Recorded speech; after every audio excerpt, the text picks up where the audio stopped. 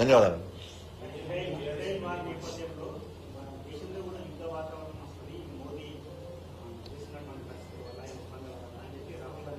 ఏ దేశంతో యుద్ధం వస్తుంది చెప్తారు కదా, యుద్ధం వస్తా అంటున్నాడు.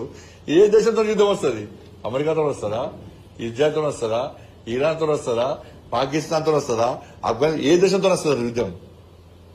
ఫస్ట్ కాంగ్రెస్ పార్టీలో అంతర్యుద్ధం వస్తున్నది తెలంగాణ రాష్ట్రంలో, దాన్ని కాపాడుకోమని చెప్పారు. కరీంనగర్ మున్సిపల్ కార్పొరేషన్ ఎన్నికల్లో బీఆర్ఎస్ పార్టీ కాంగ్రెస్ పార్టీ కలిసి పోటీ చేసి పనిచేసినాయా, బీజేపీ బీఆర్ఎస్ కలిసి పనిచేసినాయా? నిజామాబాద్ కార్పొరేషన్ ఎన్నికల్లో బీఆర్ఎస్ పార్టీ కాంగ్రెస్ పార్టీ కలిసిందా, బీఆర్ఎస్ పార్టీ బీజేపీ కలిసిందా? కామారెడ్డి ఎవరు కలిసారు? ఇన్ని సంవత్సరాలు తెలంగాణ ఉద్యమం జరగకముందు జరిగినాక ఏ రోజు కూడా భారతీయ జనతా పార్టీ బీఆర్ఎస్ కలిసి పోటీ చేయలే.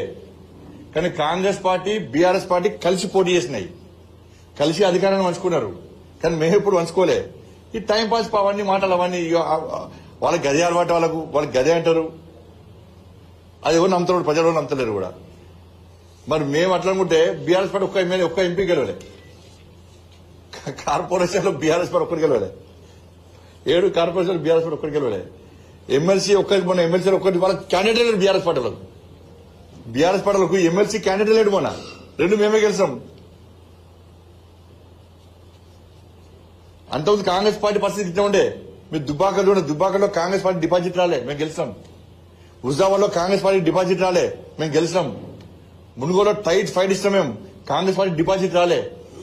నిజామాబాద్ కార్పొరేషన్ లో పోయినసారి కాంగ్రెస్ పార్టీ 0, కరీంనగర్ కార్పొరేషన్ లో పోయినసారి కాంగ్రెస్ పార్టీ 0, వరంగల్ కార్పొరేషన్ లో కాంగ్రెస్ పార్టీ 0, కరీంనగర్ లో 0, కాంగ్రెస్ పార్టీ 0 అయింది. కాబట్టి ఆ 2 పార్టీల పరిస్థితి అదే పరిస్థితి ఉన్నది. కాంగ్రెస్ పార్టీలో అంతర్యుద్ధం స్టార్ట్ అయింది. మొన్న చెప్పినా మళ్ళీ చెప్తున్నా, మంత్రులు అందరూ కూడా పొట్టు సంపాదించుకుంటున్నారు, ఎమ్మెల్యేలు అందరూ కూడా బాధపడుతున్నారు. ఇలా ఎమ్మెల్యేలు రోడ్ల మీదకి పోతే 6 గ్యారెంటీలు అడుతున్నారు, ఒక తట్ట మొరం పోయేలంటున్నారు. ఎమ్మెల్యేలకు కాన్స్టిట్యూన్సీ డెవలప్మెంట్ ఫండ్ లేదా, సీఎం అసూరెన్స్ ఫండ్స్ లేవా, రాష్ట్ర ప్రభుత్వం ఏమీ లేదా. లాస్ట్కు మొన్ననే కేంద్ర ప్రభుత్వం గ్రామ పంచాయతీల అభివృద్ధి కోసం కేంద్ర ప్రభుత్వం నిధులు విడుదల చేసేదాకా 2 సంవత్సరాలు ఒక్క పైసా తట్ట మొరబోయే గ్రామ పంచాయతీలకు. గింతకడ దారుణం ఏముంటది? ఏమంటే కేసీఆర్ కట్టాడు, వీళ్ళు కట్టా అంటారు. ఏమనంటే కేంద్రం ఏమిచ్చింది, నిధులు తీసుకురావాలే. నువ్వేందుకు, నువ్వేం చేస్తావు? అన్ని కేంద్రం ఇచ్చాక నువ్వేందుకు పీకుడు పని? నువ్వు చేసేది ఎందుకు పీకుడు పని?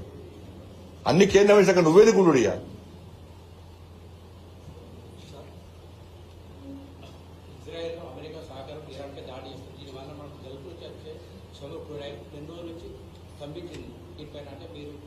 చూస్తారు కేంద్ర ప్రభుత్వం దాని నుంచి ఆలోచిస్తారు. ఆల్రెడీ స్టేట్మెంట్ ఇచ్చేవాడు, దాని నుంచి ప్రజలకు ఏ ఇబ్బంది లేకుండా చూసే ప్రయత్నం జరుగుతుంది.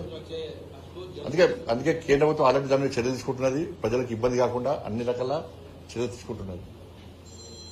ధన్యవాదాలు.